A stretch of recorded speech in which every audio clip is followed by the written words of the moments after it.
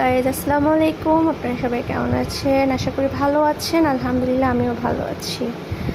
আজকে আমি আপনাদের সাথে অনেক সুন্দর আমার পছন্দের একটা চিলি। ও হচ্ছে আমার বাচ্চা। তো ওকে আমি ছোট থেকেই পালতেছি। ছোট বলতে হচ্ছে 2 মাস বয়স থেকে আমি ওরে পালতেছি, আমার কাছে রাখছি। এখন ওর টোটালে 8টা বেবি হয়েছে। একবার হয়েছে 4টা, পরের বার হয়েছে 4টা। তো টোটাল 8টা বাচ্চার মা ও। আর ও হচ্ছে আমার বাচ্চা, দেখতেই পাচ্ছেন। ও হচ্ছে কি করে, জানালাতে বের হয়ে ওখানে যে বসে থাকে, ওই বাড়ির ছাদে যে বসে থাকবে।